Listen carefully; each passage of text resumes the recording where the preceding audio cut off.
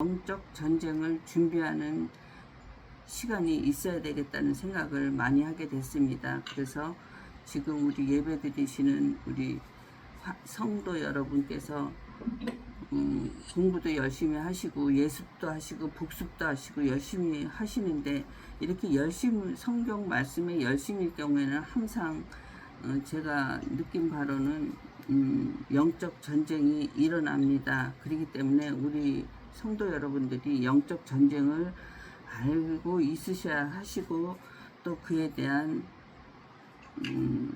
준비를 하셔야 될 것 같아서 말씀을 드리게 됩니다. 전쟁이라 그러면은 어떻게 해야 되죠? 무조건 이겨야 됩니다. 전쟁에서 지면은 너무 비참합니다. 제가 여의도 순복음교회를 갔다 맨 처음에 들어갔다가 이제 예배 끝나고 나오는데, 안수 집사님들이 하얀 자켓을 전부 입으시고 쭉 쑤셔갖고 한 몇십 명은 되시는 것 같습니다. 안수 집사님이 나오는 사람마다 승리하십시오, 승리하십시오 그러시더라고요. 도대체 뭘 갖고 승리를 하라 그러시나, 좀 그 승리하라는 말이 상당히 궁금했었습니다. 승리를 하라니, 어떻게 누구하고 뭘 싸워서 승리를 하는 거지? 그냥 궁금하고 말았습니다. 근데 성경을 읽다 보니까 승리를 해야 되겠고, 전쟁은 반드시 영적 전쟁이 반드시 있게 됩니다. 그것이 하나님의 테스트이고 사단의 테스트이고 똑같이 테스트입니다. 근데 사단의 테스트에 넘어가면은 아주 악의 구렁텅이로 빠지는 것이고, 하나님의 테스트를 통과를 하면은 우리는 많은 영생의 복을 얻게 됩니다. 똑같은 테스트인데, 한국말로는 테스트인데 영어로는 조금 틀리는데 하여튼 테스트는 테스트입니다. 근데 살다 보면은 이렇게 단순한 스트레스나 어려움이 아닌 좀 설명하기 힘든 깊은 싸움이 찾아올 때가 있더라고요. 이거는 스트레스나 어려움 그런 차원의 것이 아니었습니다. 마음이 이유 없이 무겁고, 기도도 되지 않고, 말씀도 귓전에 잘 들어오지 않고, 이런 징후들이 단순히 기분 문제가 아니라 우리가 보지 못하는 것에서 실제적으로 영적 전쟁이 일어나고 있다는 신호일 수도 있습니다. 영적인 전쟁은 실제로 눈에 보이지는 않지만은 우리 삶 전체에 영향을 미치기도 합니다. 왠지 관계가 어긋나고 생각이 좀 흐려지고 흩어지고, 별 사소한 일에도 다 분노가 올라오는 등 작은 틈이 생기기 시작하면 사탄은 그 틈을 통해서 우리 영혼을 아주 뭉개버립니다. 이 전쟁에서, 사탄이 다가오는 이 전쟁에서 승리하지 못하면 믿음도 기도도 흔들릴 수밖에 없습니다. 그리스도인이라면 반드시 이 전쟁은 알고 있어야 되고 준비해야 하는 현실입니다. 그러면 이 전쟁을 어떻게 싸워야 하는지, 그거에 대해서 예수님께서 공생을 시작하시기 전에 사단의 시험을 받기 위해서 성령의 이끌림으로 광야로 갑니다. 자, 세 개의 단어가 나왔습니다. 성령님, 광야, 사단, 이렇게 세 개가 나왔습니다. 광야라는 것은 하나님의 은혜 없이는 한 발자국도 움직일 수 없는 그런 곳입니다. 광야라는 곳은 맨발로 잠깐도 모래바닥에 설 수가 없습니다. 그렇지만 하나님 은혜가 있다면 견딜 수 있는 것이, 하나님만을 바라보는 것이 광야입니다. 광야에서는 내 생각 같아서는 직선으로 쭉 간 것 같은데 나중에 돌아보면 그 자리에서 뱅글뱅글 하고 있다거나 뒤로 가고 있다거나, 그렇게 여러 가지로 그러기 때문에 광야라는 것은 하나님의 은혜가 반드시 있어야지 한 발자국이라도 나갈 수 있는 곳입니다. 또한 지금 이 광야에 누가 데리고 왔습니까? 성령님이 데리고 오셨습니다. 시험을 누가 합니까? 사탄이 합니다. 이처럼 우리는 어려운 사단의 시험을 만날 때는 항상 옆에 성령님이 계시는 걸 잊어먹는 경우가 많습니다. 오로지 사탄이 나를 주저앉히려고 사단이 나를 시험하는구나 라고 생각을 하실 수 있는데, 항상 그 옆에는 성령님이 계십니다. 이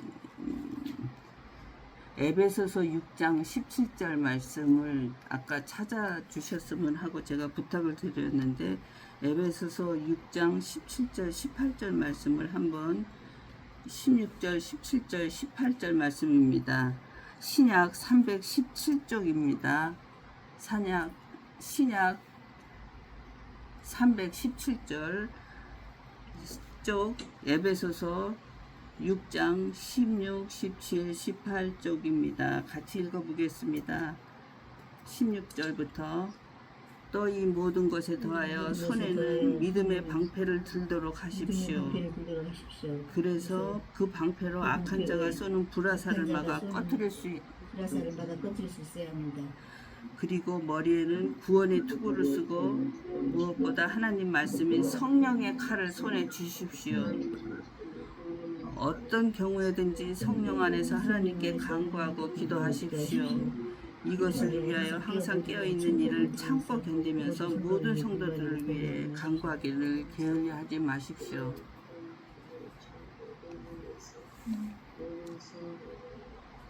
예.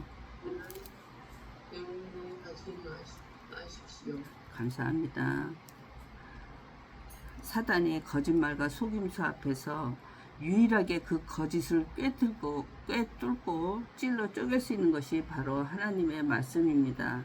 제가 갑자기 침례를 받게 되었는데, 내가 통과하기 전에 제가 그 시험을 100점을 맞았다고 말씀드린 적이 있는데, 1번 문제가 2, 3번 문제는 생각이 안 납니다. 3가지 문제였는데 1번 문제가 하나님은 세상을 무엇으로 만들었죠? 할 때 답이 뭐였다고 말씀드렸는데 뭐죠? 말씀으로 세상을 만드셨습니다. 창조하셨습니다. 오늘 예수님께서는 사탄의 유혹을 무엇으로 물리치시죠?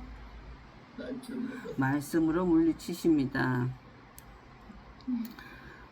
사탄의 거짓말과 속임수를 쪼갤 수 있는 유일한 것은 하나님의 말씀이십니다. 말씀을 알지 못하면 기도에도 흔들리고 찬양에도 주저앉고, 말씀이 영혼의 중앙에 있어야 진짜 전쟁이 시작됐을 때 승리할 수 있는 것입니다. 오늘 그 본보기로 예수님이 공생을 시작하시기 전에 성령에 이끌려 광야로 사단에게 시험을 3가지를 받게 됩니다. 금식을 40일 동안 끝내시고 나오시면서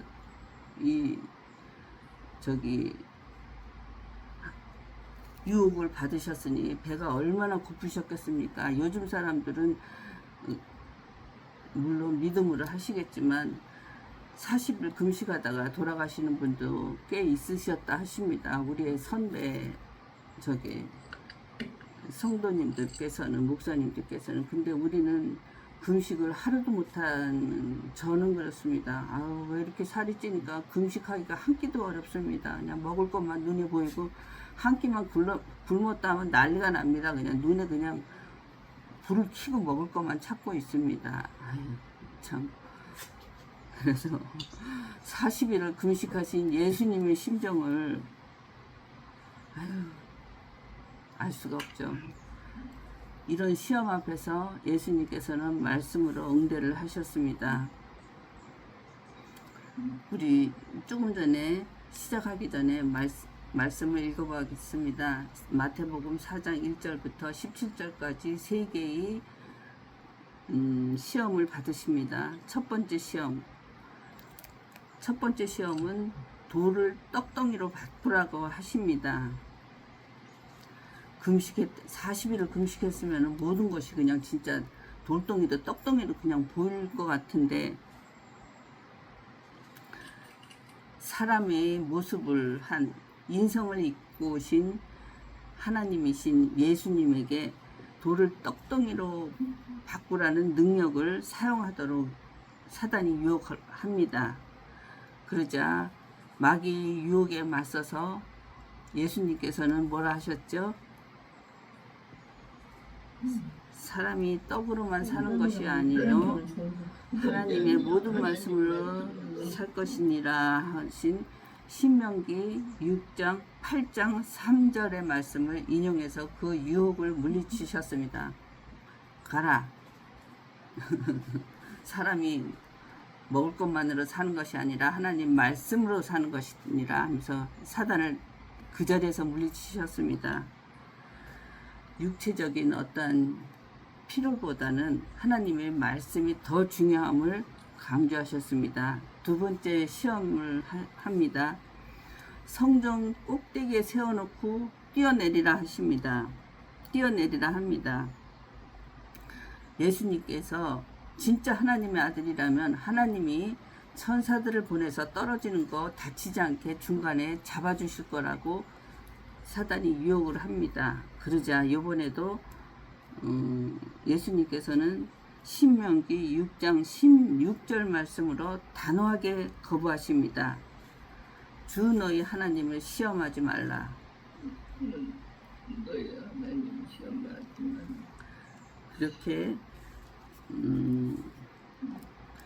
하나님의 부하신가 하나님의 은혜를 의심하는 그런 확신이, 믿음의 확신이 흔들리도록 하는 마귀의 유혹을 예수님께서는 신명기 6장 16절 말씀으로 단호하게 물리치십니다.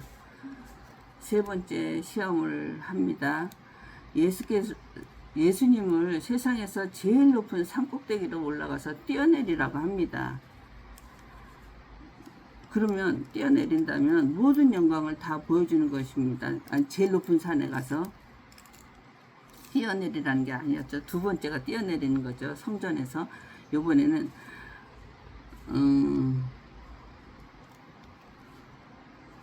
나에게 절을 하라고 합니다. 그쵸? 내가 써놓질 않았네. 절을 하면은 세상 건설, 예? 무릎 꿇고 엎드려. 무릎 꿇고 엎드려. 엎드려 경배하면 이 모든 것을 너에게 주겠다. 예, 무릎 꿇고 엎드려 경배하면 이 모든 것을 너에게 주겠다 합니다. 세상의 화려한 물질 세계를 보면 그것을 소유하고자 하는 권세를 가지고 싶습니다. 또 그 물질을 마음껏 사용하고 싶습니다.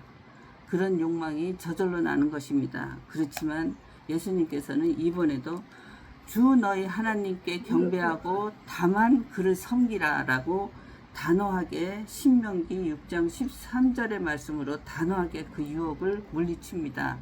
요즘 세상은 얼마나 물질이 높이 올라갔는지 하나님 위에 건물주가 있다고 합니다. 그것처럼 물질에 대한 유혹과 욕망은 인간에 있어서 상당히 연약한 부분입니다. 이처럼 육신의 유혹, 물질의 유혹, 하나님을 멀리하라는 죄로의 유혹, 하나님보다 높아지려는 자존의 유혹. 사단은 사람이 가장 연약한 부분을 찾아와서 연약한 상황에 있을 때 가장 연약한 부분을 찔러서 틈타 들어옵니다. 그럴 때 우리가 사용할 수 있는 것은 예수님께서 말씀으로 그것을 물리쳤기 걸 보여주시고 승리하셨기에 우리에게 그것을 물리칠 수 있는 것은 오로지 하나님의 말씀이십니다. 기록하였으되 예수님께서 말씀을 하시기 전에 성경 말씀에 다 기록되어 있다라는 것을 말씀해 주십니다. 이처럼 예수님께서 말씀으로 싸우셔서 승리하셨다면 우리도 그 길밖에는 없는 것입니다. 말씀으로 싸워서 이길 그런 방법밖에 없습니다. 근데 이것을 좀 택한 이유가 안타깝게도 많은 성도분들이 말씀을 읽는 것에만 머무르시는 분들이 많이 있으셨습니다. 말씀을 읽는 데서 끝이는 것이 아니라 그 말씀이 나의 상황과 감정 그리고 싸움의 자리에 있어야 됩니다. 단순히 성경을 알고 있다는 것이 중요한 것이 아니라 그것이 실제로 내 생각과 내 행동을 지배하고 있는가가 중요합니다. 이런 영적 전쟁은 영이기 때문에 생각에서 시작되는 것입니다. 육으로 시작하는 것이 아니라 생각에서 시작됩니다. 어떻게 시작되냐? 내 자신을 구타를 합니다. 내 자신을 자꾸 정죄를 합니다. 너 못됐다. 너 안 된다. 너는 될 수가 없다. 이렇게 자꾸 정죄를 하고 부정적인 생각을 갖게 합니다. 하나님이 나를 버리셨구나 하는 이런 거짓 생각이 자꾸 나게 됩니다. 이런 모든 생각은 사탄이 사용하는 아주 교묘한 무기입니다. 진짜 같거든요. 진짜로 응답도 없으셔서 하나님이 나를 버리신 것 같으시고 진짜 그렇거든요. 이렇게 영적 전쟁은 생각에서 나 자신을 자꾸 부정적으로 몰아갈 때 시작되는 것입니다. 그러면 승리를 하려면 말씀으로 승리를 해야 되는데 어떤 말씀으로 어떻게 승리를 해야 되는지에 대한 방법을 한번 말씀드려 보겠습니다. 먼저 성경 말씀을 정확히 암송하셔야 됩니다. 정확히 암송하셔야 되는데 그냥 단순히 머릿속에서 시험 문제 외우듯이 이렇게 글자로 외우는 것이 아니라 마음속 깊이 깨달음을 가지는 그런 묵상을 하면서 내 것으로 만들어가는 말씀 암기가 있어야 합니다. 정확히 암송을 해야 합니다. 또한 둘째는 혼자서 중얼거리는 것도 물론 좋습니다. 그렇지만 소리내어 선포하여 내 입에서 말하는 이 소리가 내 귀에 들리는 것도 상당히 중요합니다. 내 귀로 들려서 나의 육신에 숨어있는 사탄에게 들려주게 하는 것입니다. 소리내어 선포하는 것도 중요합니다. 세 번째는 말씀을 자꾸 되뇌어서 반복하는 겁니다. 말씀은 똑같은 샘물 똑같은 단어 두 글자밖에 안 되는 샘물을 5번을 해도 첫 번째 틀리고 두 번째 틀리고 세 번째 틀리고 네 번째 틀리고 5번째 틀리고 다 감정이 틀립니다. 나에게 다가오는 그 말씀의 위력이 틀립니다. 자꾸 반복하여 되뇌어야 합니다. 이런 말씀이 고난을 없애지는 못하지만 고난을 이기게 해줍니다. 또한 말씀은 유혹을 없애지는 못하지만 유혹을 이기게 해줍니다. 또한 말씀은 절망을 없애지는 못하지만 절망 가운데서도 포기하지 않는 이유를 갖게 합니다. 이처럼 말씀은 우리의 안에 있는 영적인 생명을 계속 유지하게 하는 호흡입니다. 숨이 멈추면 우리는 죽은 것입니다.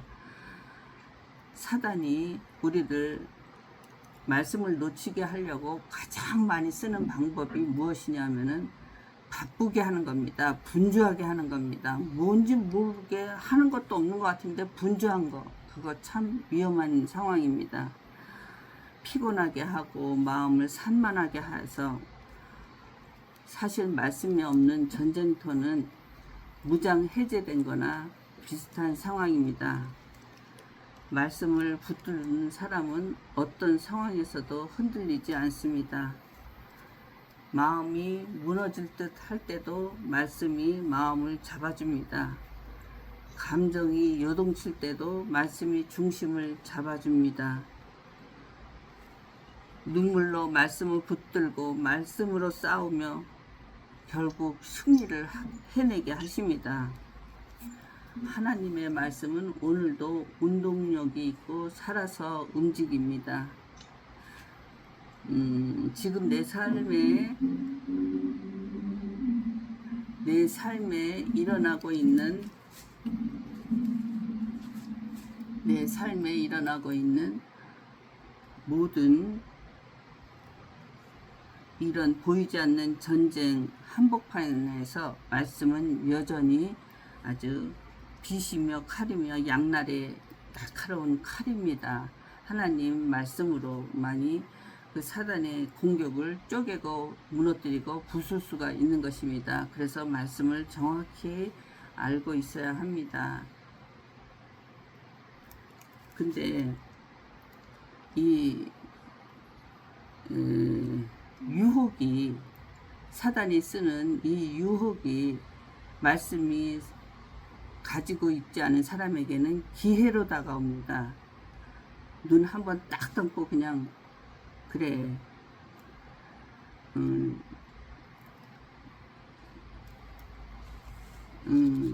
시험과 기회를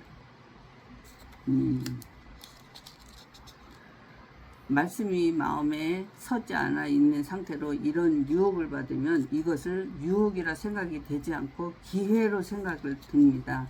눈 딱 한 번 감고 거짓말 하면은 되고, 눈 딱 한 번 감고 그래 아니다라고 부정하면 되고, 눈 딱 한 번 감고 한 번 떼어내리면 되고, 그렇습니다.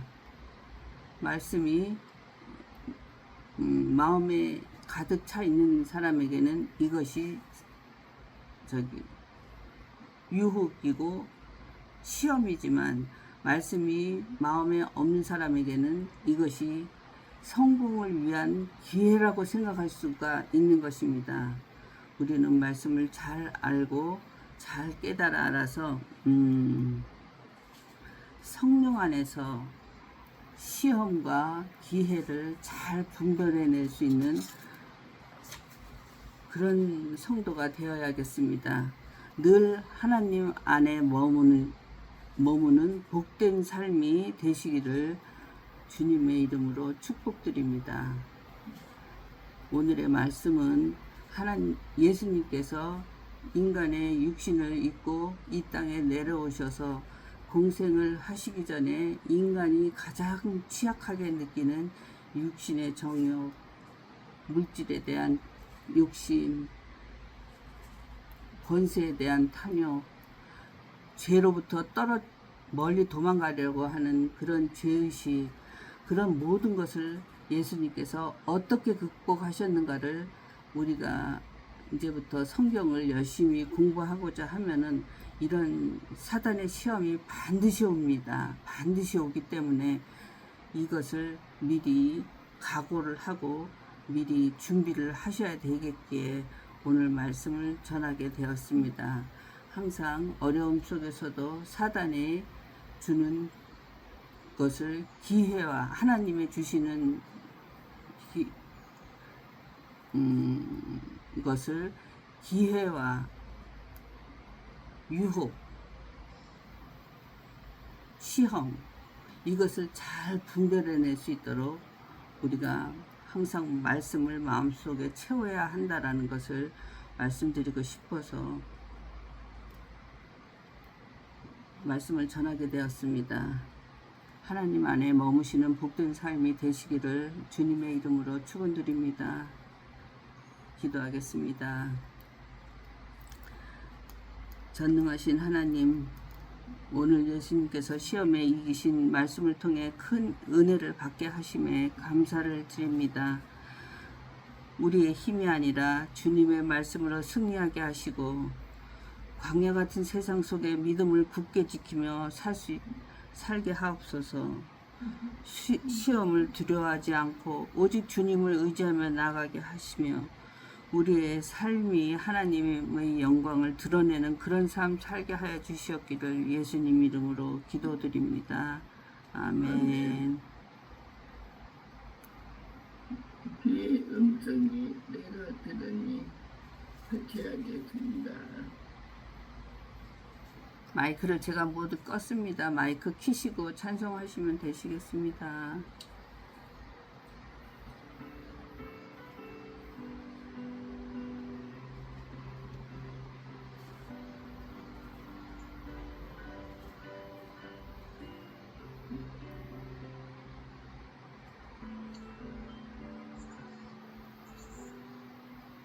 주의 음성을 내가 들으니 사랑한단 말일세. 일망으로 주께 가오니 나를 영접하소서. 내가 매일 십자가 앞에 더 가까이 가오니. 제가 모르고 이거를 쳐서 모두 음소거가 돼버렸습니다. 나를 정케 하소서.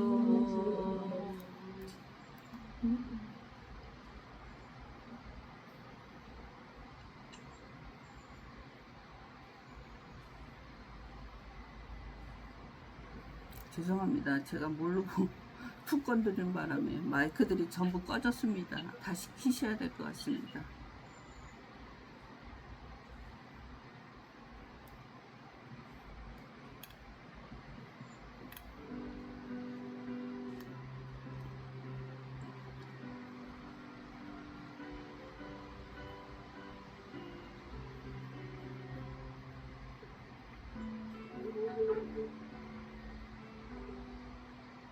주의 음성을 내가 들으니 사랑한단 말일세.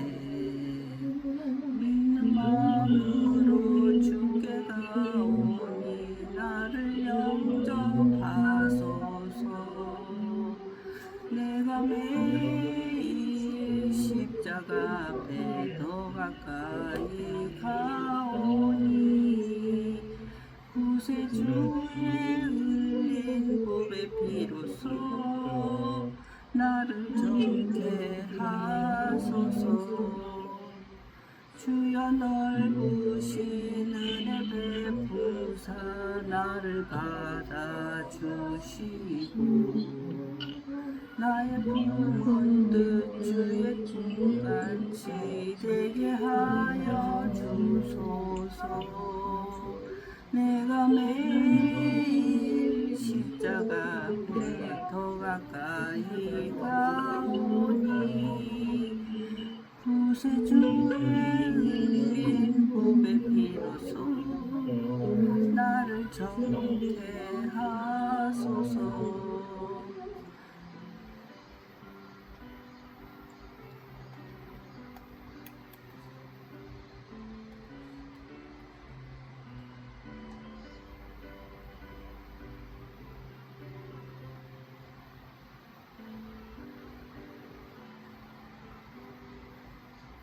주의 보좌로 나갈 때에 어찌하니 기쁠까.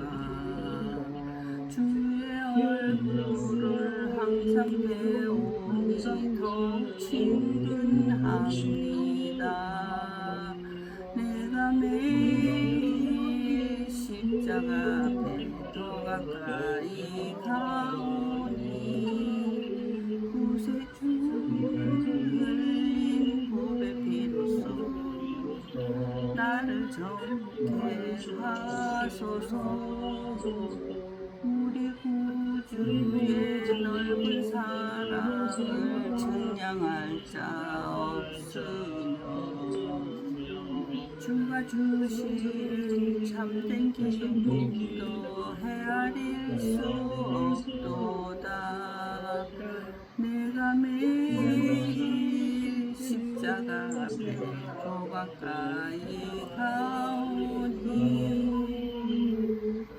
주의 흘린 보배 피로써 나를 정케 하소서.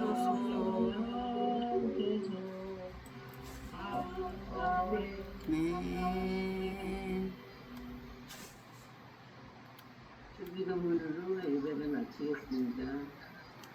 하늘에 계신 우리 아버지여, 이름이 거룩히 여김을 받으시오며 나라의 임하옵시며 뜻이 하늘에서 이루어진 것처럼 땅에서도 이루어지리이다. 오늘날 우리에게 일용할 양식을 주옵시고 우리에게 죄진 자를 사하여 준 것처럼 우리 죄를 사하여 주시옵소서. 우리를 시험에 들게 하지 마옵시고 다만